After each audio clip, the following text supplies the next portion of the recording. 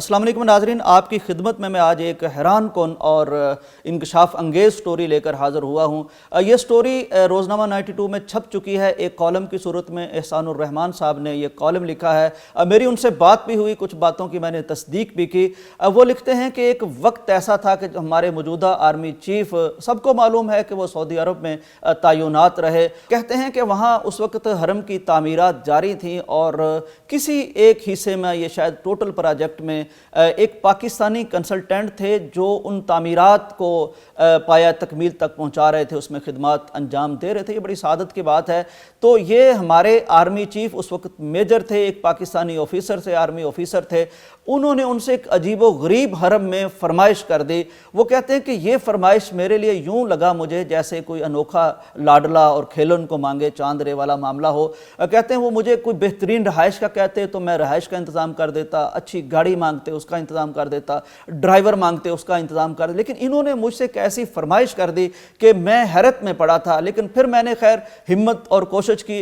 इनकी डिमांड ये थी या मुतालबा ये था या दरख्वास्त ये थी कि ये उस वक्त के इमाम काबा शेख डॉक्टर अब्दुल्ला अस्सुबैयल से मुलाकात करना चाहते थे, जो हरमैन कमेटी के उमूर के निगरान भी थे, इमाम काबा भी थे। वो कहते हैं कि एक लम्हा मैंने वहाँ खड़े होकर सोचा, लेकिन फिर मैंने हिम्मत की और इस ऑफिसर को लेकर इमाम काबा की खिदमत में हाजिर हो गया। उन्हें बताया कि जनरल हमीद गुल का ये सिफारिशनामा लेके आए हैं, आपसे मुलाकात के मुतमन्नी हैं। वो बताते हैं कि जनरल हमीद गुल से इमाम काबा डॉक्टर अस्सुबैयल का बड़ा एक ख़ास ताल्लुक़ था। एक मुलाकात के मौका पर हमीद गुल ने इमाम काबा से दुआ की दरख्वास्त की थी। उन्होंने कहा था कि मेरे लिए दुआ कीजिए कि मैं आलम इस्लाम के लिए, मुसलमानों के लिए कुछ खिदमात सरअंजाम दे सकूँ। उस वक्त हमीद गुल रिटायर हो चुके थे। वो कहने लगे इमाम काबा से कि मैंने वर्दी उतारी है, मैंने बूट नहीं उतारे, मैं बूट उतारूँगा भी नहीं। तो इससे भी हौसला हुआ पाकिस्तानी कंसल्टेंट को, जो तामीरात के सिलसिले में इमाम काबा से मिलते जुलते रहते थे और कुछ ना कुछ रबत और ताल्लुक़ और तारुफ पैदा हो चुका था। तो ये सारा कुछ सोचते हुए वो उस जानब बढ़ गए, वहाँ लेके हाज़िर हो गए। और हमारे मौजूदा आर्मी चीफ आसिम मुनीर साहब ने बेसाख्ता इमाम काबा का आगे बढ़ के हाथ चूम लिया और इमाम काबा ने वो हाथ फ़ौरन पीछे खींच लिया और जनरल साहब को समझाना शुरू कर दिया। उस वक्त ज़ाहिर है मेजर थे कि ये बिदत है।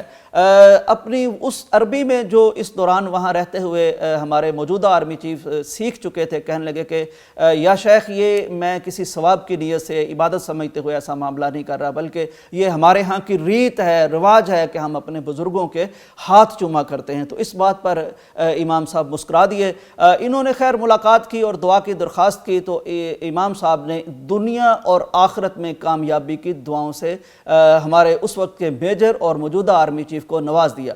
ये जब बाहर निकले तो वो पाकिस्तानी कंसल्टेंट जिनके तवस्सुत से मुलाकात मुमकिन हुई थी, वो बेसाख्ता कहने लगे कि मेजर साहब, ज़ाहिर बेतकल्लुफ़ी भी थी और याराना भी था और ताल्लुक़ खातर भी था, कहने लगे कि अब आपको ब्रेक नहीं लगेगी, अब आपकी तरक्की और आपकी कर्नैली जर्नैली तो पक्की है।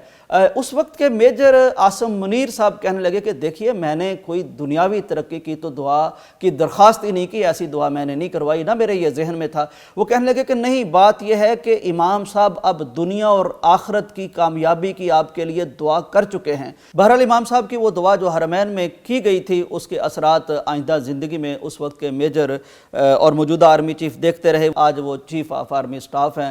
नाज़रीन, यहाँ मैं कहना ये चाहता हूँ, कुछ लोग सोचते हैं कि जब भी कोई शख्स ताकत में आता, किसी ताकतवर मनसब पे आता है, तो लोग उसकी तारीफ़ करना शुरू कर देते हैं। मैं ये कहता हूँ कि मैं ये बात इसलिए कर रहा हूँ कि ये पाकिस्तानियों के लिए खुशी की बात है, क्योंकि ये वो पाकिस्तानी हैं जिन्होंने इस्लाम की खातिर अपना सब कुछ वो कुर्बान कर दिया था। आज इनको इससे ज़्यादा खुशी किसी बात से नहीं मिलती कि इनके किसी अहम ओहदे पर कोई दीनदार शख्स आ जाए। मैं उन्हें ये बताना चाहता हूँ कि देखिए, जनरल साहब को जब हिफ्ज़ के लिए उनके वालिद साहब ने मदरसे में भेजा था तो वो एक मासूम बच्चे थे, उनका ये शऊरी अपना फैसला नहीं था। लेकिन जब वो एक बड़ी उम्र में, जब मेजर के ओहदे पर होते हुए दोबारा से उम्मुल कुरान में जाके दाखिला लेते हैं, हिफ्ज़ को दोहराते हैं, उलमा से दुआ के तलबगार होते हैं, उलमा की कदम बोसी को अपने लिए एजाज़ समझते हैं, तो ये उनका शऊरी फ़ैसला था। ये एक ऐसा शख्स है, अल्लाह ताला से दुआ है कि इसके ज़रिए से अल्लाह ताला पाकिस्तान की सिमत को दुरुस्त फरमाए और हमें